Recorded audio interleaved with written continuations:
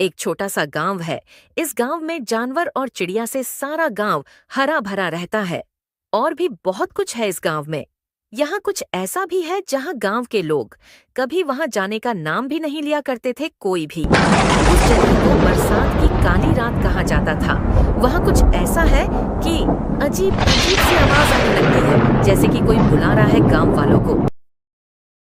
उसी गांव में हरिया नाम का एक व्यक्ति है जो उस जगह पे अक्सर जाया करता था बिना डरे। हरिया की पत्नी सुहानी और उसका बेटा श्याम जो 9 वर्ष का है। सुहानी हरिया को उस जगह पे जाने से हमेशा रोका करती थी, लेकिन हरिया उस जगह पे हमेशा जाया करता था, किसी की बात भी नहीं मानता है। बरसात के मौसम में वो जगह और भी डरावनी हो जाती थी। दरवाजे खिड़कियां हिलने लगते थे। रात होते ही कभी कभी अचानक से मौसम का हाल इस तरह हो जाता था कि लोग घर से बाहर निकलना भी मुश्किल हो जाता था। जोरदार बिजली चमकती और कुछ ही पल भर में बारिश इस तरह होने लगता था कि सब लोग बाहर खड़े होकर बारिश का नजारा देखते। बादल की गर्जना और बिजली जैसे मानो कि आज ही किसी के ऊपर गिर ही पड़ेगी। इस तरह इस गांव में बारिश होती थी कि खेत खलियान यहाँ तक कि कितनों के घर बाढ़ में समा गए। हर कोई इस मंजर को भुला नहीं पाता था।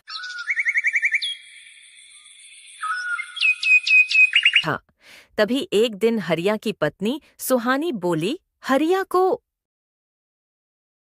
सुनो हरिया, अब कुछ ही दिन पहले बारिश का ऐसा मंजर देख चुके हो कि हमारे घर की हालत ऐसी है कि ज्यादा बारिश और हो जाए तो अब छत का कुछ हिस्सा टूटा है ना, अब घर ही कहीं बारिश में बह ना जाए।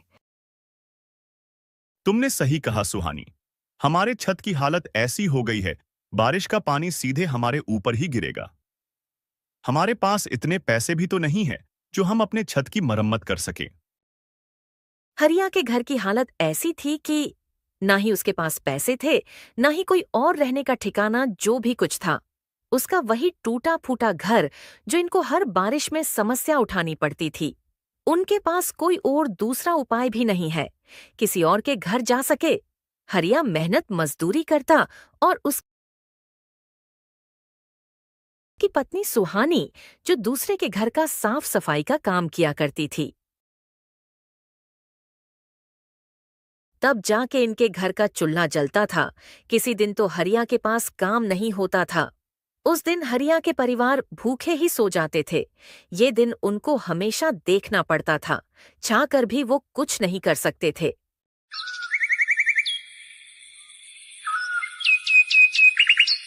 तभी एक दिन रात को सब लोग सो रहे थे। तभी अचानक से जोर से हवा चलने लगी। पेड़ पौधे हिलने लगे। हरिया की झोपड़ी भी उस तूफान से हिल रहा था। बिजली चमकने लगी, जोर जोर से बादल गरजने लगे, जैसे आसमान फट के हरिया के झोपड़ी के ऊपर आज ही गिर जाएगी। तभी अचानक से बारिश होने लगी।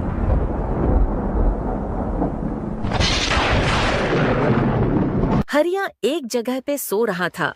तभी उसके ऊपर बारिश के कुछ बूंद टपकने लगी। कुछ समय बाद हरिया उठ के एक जगह पे आके खड़ा हो गया।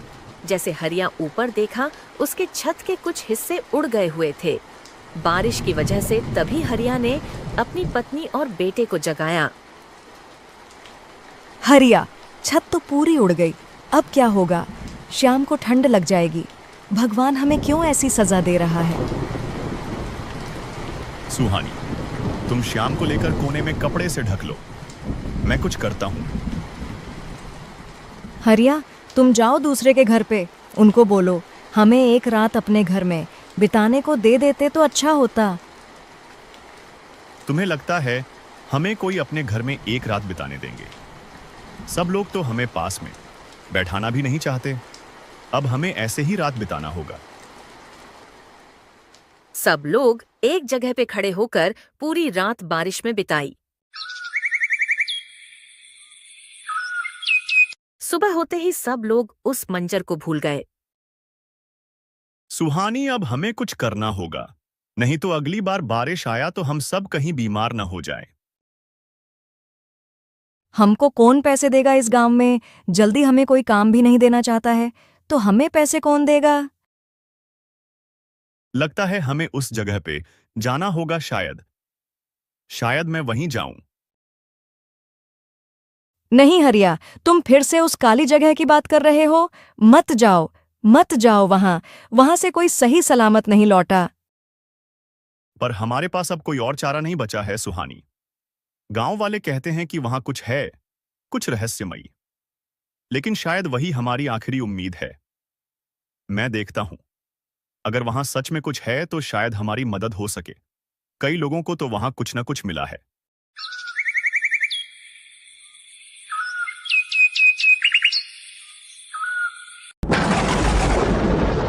हरिया की आंखों में डर तो था, लेकिन उसे कहीं ज्यादा मजबूरी और परिवार के लिए चिंता थी। वह रात की बारिश में बिजली की चमक के बीच अपनी भीगी हुई कपड़े में बिना कुछ लिए हरिया धीरे धीरे उस डरावनी जगह की ओर बढ़ चला, जहां न कोई नाम लेता था, न ही कोई कदम रखता था। जंगल की ओर बढ़ते हुए हर पत्ता, हर टहनी, हर परछाई जैसे उसे रोकना चाहती थी, लेकिन हरिया चल रहा था अपने परिवार के लिए, एक उम्मीद लिए कि उस काली रात के पीछे शायद कोई रहस्य छुपा हो या कोई चमत्कार। हरिया की आंखों में डर साफ झलक रहा था, लेकिन उसके कदम रुक नहीं रहे थे। बरसात की बूंदें अब ओलों में बदल चुकी थीं और दूर से उस डरावनी जगह से वही अजीब सी आवाजें आ रही थीं, जैसे कोई धीरे धीरे उसका नाम ले रहा हो। हरिया, हरिया। वही गांव के कुछ लोग अपनी जान बचाने के लिए यहाँ से वहां भाग रहे थे। कुछ लोग तो डर की वजह से एक जगह पे खड़े थे। हरिया ठिठका, लेकिन फिर अपने दिल को मजबूत करते हुए आगे बढ़ा। जैसे ही वो उस जगह के करीब पहुंचा, उसकी आंखें फटी की फटी रह गईं। वहां एक पुराना खंडहर था और उस खंडहर के बीचों बीच एक पुराना पीपल का पेड़। पेड़ के नीचे मिट्टी कुछ अलग सी दिख रही थी, जैसे हाल ही में उसे खोदा गया हो। उसी वक्त बिजली कौंधी और हरिया को एक धुंधली परछाई दिखी, एक बूढ़ी औरत की जिसके हाथ में लालटेन थी और आंखें बिल्कुल सफेद। खंडर का राज, बूढ़ी औरत का इंसाफ। तू आ गया हरिया, बहुत देर कर दी तूने। अब जो मांगा है उसकी कीमत भी चुकानी पड़ेगी। तुम कौन हो और मुझे कैसे जानती हो? मैं वही हूँ जो इस जगह की रखवाली करती है। तू अपनी बीवी और बेटे के लिए आया है ना? तुझे छत भी चाहिए और रोटी भी, लेकिन हर चीज की एक कीमत होती है। हरिया कुछ बोल पाता, उससे पहले बूढ़ी औरत ने अपनी लकड़ी की छड़ी से जमीन की ओर इशारा किया। अचानक उस जगह से एक पुराना लोहे का संदूक बाहर आ गया। अब तुम इस संदूक को खोलो, इसी में तुम्हारे लिए कुछ है, और तो तुम्हें इसके बाद इसकी कीमत भी चुकाना है। इसमें ऐसा क्या है जो मुझे इसकी कीमत भी चुकानी पड़ेगी? जो भी है तुम्हें इसकी सख्त जरूरत है, और जो भी कुछ होगा तुम स्वयं समझ जाओगे। हरिया ने जैसे संदूक को खोला, उसमें सोने चांदी के सिक्के थे, लेकिन साथ में एक पुराना खून से सना कपड़ा भी पड़ा था। अगर तू इसे ले जाएगा तो तेरा घर बरसात से नहीं गिरेगा, लेकिन याद रख, हर अमानत के साथ एक श्राप भी जुड़ा होता है। वह उस संदूक को घूर रहा था। बारिश रुकने लगी थी, लेकिन आसमान में अब भी डरावनी शांति छाई हुई थी। क्या हरिया उस संदूक को ले जाएगा या उस श्राप से डरकर वापस लौटेगा? हरिया कांपते हाथों से उस संदूक की ओर बढ़ा। उसके मन में सवालों का तूफान चल रहा था। क्या सच में ये संदूक मेरी तकदीर बदल सकता है, या फिर ये मेरे पूरे परिवार को किसी अनजानी मुसीबत में डाल देगा? बूढ़ी औरत अब उसकी आंखों से ओझल हो चुकी थी, लेकिन उसकी फुसफुसाती आवाज अब भी हरिया के कानों में गूंज रही थी। हर अमानत के साथ एक श्राप भी जुड़ा होता है।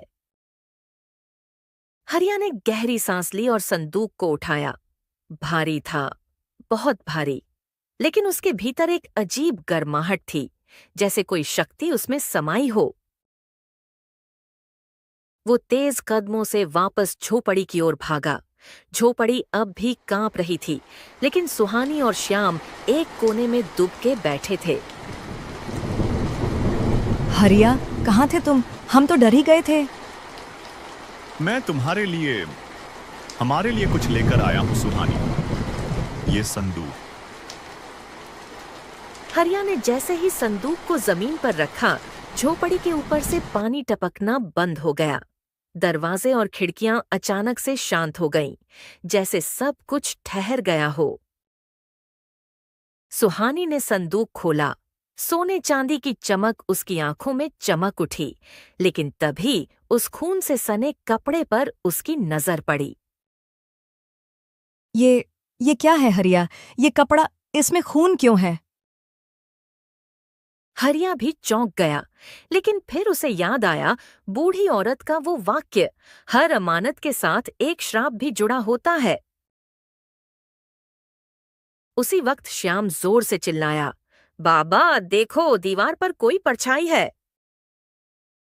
हरिया और सुहानी ने मुड़कर देखा। वो बूढ़ी औरत की परछाई अब उनके घर की दीवार पर झूल रही थी। उसकी आंखों से अब भी सफेद रोशनी निकल रही थी। तुमने लिया है तो अब निभाना भी पड़ेगा। ये दौलत सिर्फ भूख मिटाती है, लेकिन चैन छीन लेती है। हर नए चांद की रात मैं लौटूंगी तुम्हारे घर। हरिया और सुहानी दोनों एक दूसरे की ओर देखने लगे। दोनों सोच में पड़ गए। अब हमारे जीवन में कौन सी घटनाएं होने वाली है? पहले से ही हमारे जीवन में दुख कम था जो इस बुढ़िया हमें दे गई है। क्या हरिया उस श्राप से बच पाएगा, या यह दौलत उसके परिवार की नई मुसीबत बनेगी? बूढ़ी औरत की परछाई दीवार पर धीरे धीरे घुलने लगी, लेकिन उसके शब्द हवा में गूंजते रहे। हर नए चांद की रात मैं लौटूंगी। घर में एक भयानक सन्नाटा पसर गया। बाहर बारिश अब रुक चुकी थी, लेकिन हरिया और उसका परिवार भीतर एक और तूफान के आगोश में आ चुका था, श्राप का तूफान।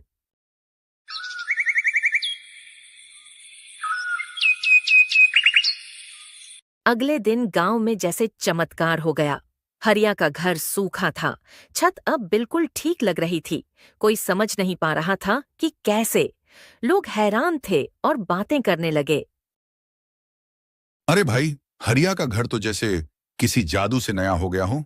लगता है उस खंडहर वाली जगह गया था क्या? कुछ मत पूछो दादा, हमने जो देखा वो तो कोई सपना भी नहीं सोच सकता। हरिया अब रोज काम पर भी जाने लगा और धीरे धीरे उनके जीवन में सुख लौटने लगा। लेकिन उसके मन में हर वक्त एक डर पल रहा था, नया चांद कब आएगा। दिन बीते और फिर आई अमावस्या की रात। हरिया उस अमावस की रात को देखकर उसके मन में अजीब अजीब से सवाल पनपने लगे, अब क्या होगा हमारे साथ में। उस रात चारों ओर घना अंधेरा था। हवा फिर से अजीब सी सरसराहट करने लगी। जानवर चिल्लाने लगे और रात के परिंदे जैसे कुछ अनहोनी का आभास दे रहे थे। श्याम अचानक नींद में कांपने लगा। उसका शरीर पसीने से भीग चुका था। बाबा, वो आ रही है। बूढ़ी दादी कह रही है, मेरा हिस्सा दो, मेरा हिस्सा दो। हरिया और सुहानी का खून जम गया। नहीं, ये मेरे बेटे को कुछ नहीं होगा। तू जो चाहे ले जा, लेकिन मेरे परिवार को छोड़ दे। तभी संदूक अपने आप खुल गया और उसमें रखा हुआ खून से सना कपड़ा हवा में उड़कर दीवार पर चिपक गया। दीवार पर फिर वही परछाई उभरी, लेकिन अब वो पहले से भी ज्यादा डरावनी थी। उसकी आंखों से खून टपक रहा था और उसकी आवाज घर में गूंज रही थी। तूने वादा तोड़ा हरिया, अब मैं अपना हिस्सा खुद लूंगी। मैंने ऐसा कौन सा वादा तोड़ दिया हूँ? मैंने तुझे कहा था इसके बदले में तुझे एक कीमत चुकानी पड़ेगी, जो इस बच्चे से जुड़ा हुआ है। अब तेरा बेटा नहीं बचेगा मेरे हाथों से। हरिया और सुहानी इतना सुनते ही दोनों डर गए। हरिया को कुछ समझ में नहीं आ रहा था कि मैंने ऐसी कौन सी गलती कर दी है जो मेरे बेटे को मारना चाहती है। क्या हरिया अब अपने परिवार को इस श्राप से बचा पाएगा, या अब उस बूढ़ी आत्मा का कहर पूरे गांव पर टूटेगा? दीवार पर चिपका वह खून से सना कपड़ा अब अपने आप फड़फड़ाने लगा, जैसे उसमें कोई जान हो। बूढ़ी औरत की परछाई धीरे धीरे दीवार से निकलकर कमरे में उतरने लगी। अब वो परछाई नहीं, एक अधूरी आकृति बन चुकी थी। धुआं, छाया और भय का एक जीवित रूप। हरिया, इसे रोको, ये श्याम को ले जाएगी। कुछ करो हरिया। श्याम बिस्तर पर तड़प रहा था, जैसे कोई उसका दम घोंट रहा हो। उसकी सांसें तेज हो रही थीं और वो बड़बड़ा रहा था। माफ कर दो, मत ले जाओ मुझे, माफ कर दो। हरिया ने हिम्मत जुटाई। वो संदूक के पास गया और उसे उठाया। जैसे उसके हाथ में लेते ही उसे झटका सा लगा, जैसे किसी ने उसे बिजली का करंट दे दिया हो। लेकिन हरिया डटा रहा। तू जो भी है मुझे ले जा, पर मेरे बेटे को छोड़ दे। ये कपड़ा, ये धन सब तेरा, हमें कुछ नहीं चाहिए। मैं सिर्फ चीजें नहीं लेती हरिया, मैं अधूरी आत्माओं को पूरा करती हूँ।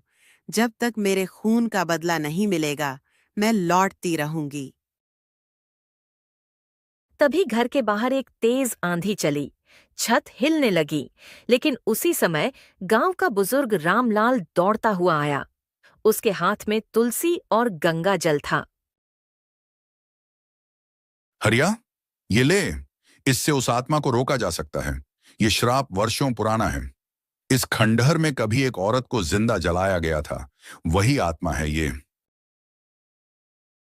हरिया ने झट से गंगाजल उस कपड़े और परछाई पर छिड़का। छप छप छप, जैसे ही जल गिरा, परछाई चीख उठी। नहीं, ये न्याय नहीं है। मेरा बदला अधूरा है। मैं लौटूंगी, फिर लौटूंगी। और देखते ही देखते वो परछाई धुएं में बदल गई और संदूक अपने आप जल उठा। कमरे में एक बार फिर शांति छा गई। श्याम अब शांति से सो रहा था। सुहानी रोते हुए एक जगह पे बैठी थी। हरिया जमीन पर बैठकर सांस ले रहा था। हरिया, जो धन श्राप से मिले वो सुख नहीं देता। तुझे हिम्मत दिखाई, लेकिन अब इस अतीत को पीछे छोड़ दे। सच्ची दौलत मेहनत से ही मिलती है।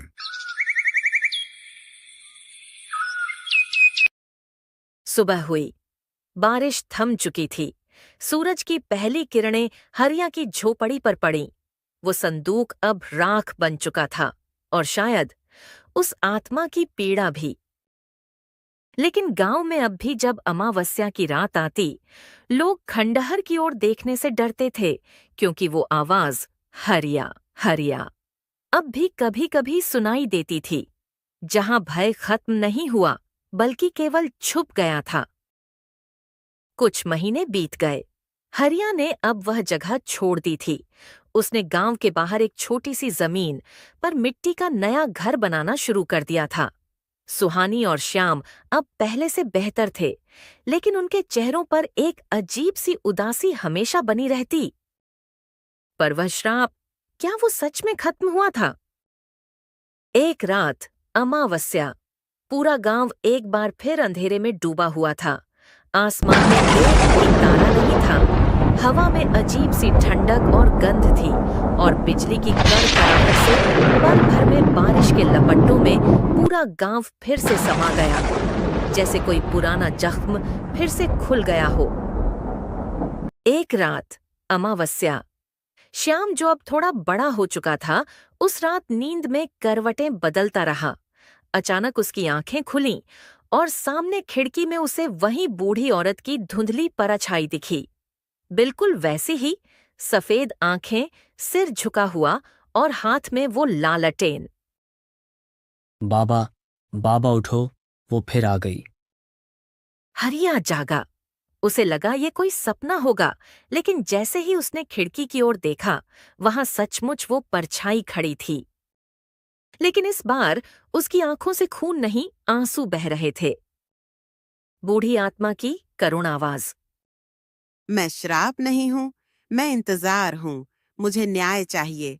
हरिया, जिसने मुझे जलाया वो अब भी जिंदा है। उसी गांव में मैं तब तक लौटती रहूंगी जब तक मेरा असली दोषी सजा नहीं पाएगा। तू कौन थी? क्या हुआ था तेरे साथ? मेरा नाम गौरी था। मैं ठाकुर प्रताप सिंह के घर काम करती थी। उन्होंने मुझे बेइज्जती की, जला दिया और गांव वालों ने मुझे पापिन कहकर भुला दिया। मैं नहीं डराती, मैं तो याद दिलाती हूँ कि मैं भी इंसान थी। मुझे इंसाफ चाहिए। ये थी एक औरत की अधूरी लड़ाई जो समाज ने भुला दी थी। हरिया अब सिर्फ अपने परिवार के लिए नहीं, बल्कि उस आत्मा के इंसाफ के लिए भी खड़ा होगा। क्या हरिया ठाकुर प्रताप सिंह की सच्चाई सबके सामने लाएगा, या ये आत्मा उसे भी निगल जाएगी जैसे बाकी सबको?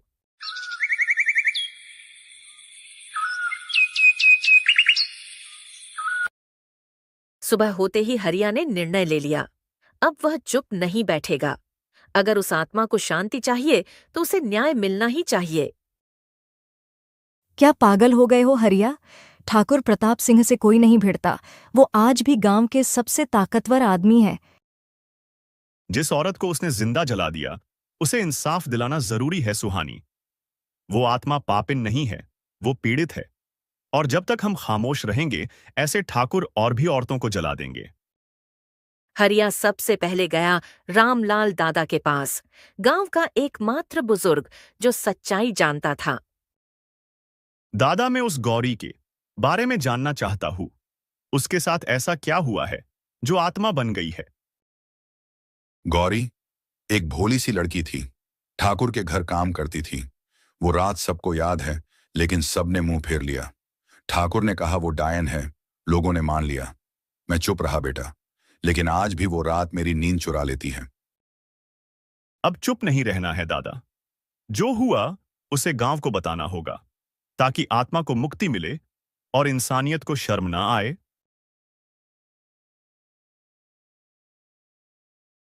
हरिया ने गांव की चौपाल पर लोगों को इकट्ठा किया।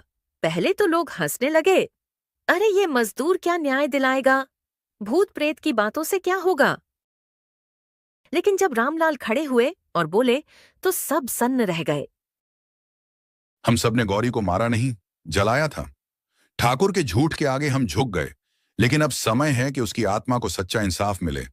ठाकुर प्रताप दोषी है। लोगों की आंखों में अब डर नहीं, शर्म और क्रोध था। गांव की औरतें उठ खड़ी हुईं। हमें भी याद है गौरी की चीखें। अब औरतें नहीं चुप रहेंगी, ठाकुर को जवाब देना होगा। ठाकुर प्रताप सिंह का सामना। हरिया और गांव वाले ठाकुर के हवेली पहुंचे। ठाकुर गुस्से से भड़क उठा। मुझे सिखाओगे इंसाफ? तुम जैसे कीड़े। लेकिन अब भीड़ डर नहीं रही थी। जिस औरत को तूने मारा, उसकी आत्मा आज भी तेरे पाप की गवाही देती है।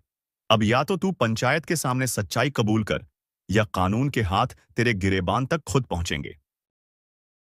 अंततः ठाकुर को पकड़ लिया गया। पंचायत ने सबूत और गवाहों के आधार पर सजा दिया गया। उस रात अमावस्या थी, लेकिन इस बार न हवा चली न कोई परछाई आई। श्याम चैन से सोया। सुहानी की आंखों में सुकून था। हरिया जैसे ही सोने गया, उसे खिड़की में गौरी की आत्मा दिखाई दी, मुस्कुराती हुई। गौरी की आत्मा धीरे से, अब मैं मुक्त हूँ, धन्यवाद हरिया। और फिर वो एक चमक में बदल गई और हमेशा के लिए चली गई। अंत, या शायद एक नई शुरुआत, जहां डर तो खत्म हो गया, लेकिन गांव में एक नई परछाई पनपने लगी है। पर गौरी की आत्मा को मुक्ति मिले कुछ महीने बीत गए। गांव में अब चैन था। हरिया और उसका परिवार अब पहले से बेहतर जिंदगी जी रहा था। लोगों की सोच भी बदली थी।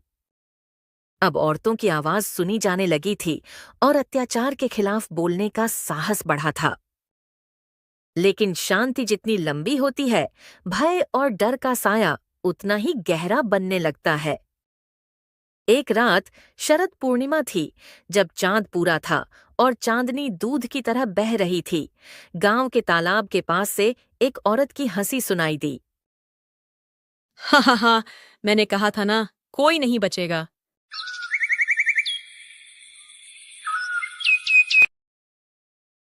अगली सुबह गांव के कोने पर रहने वाले जग्गू की बेटी लापता थी। हरिया को शक हुआ। वो कुआं के पास गया और वहां की मिट्टी में छोटे छोटे पैर के निशान देखे, जैसे किसी लड़की के हों, पर वो गीले नहीं थे और न ही किसी के आने जाने के कोई और निशान। कुआं का पानी शांत था, लेकिन उसकी सतह पर एक लाल रिबन तैर रहा था, जग्गू की बेटी का।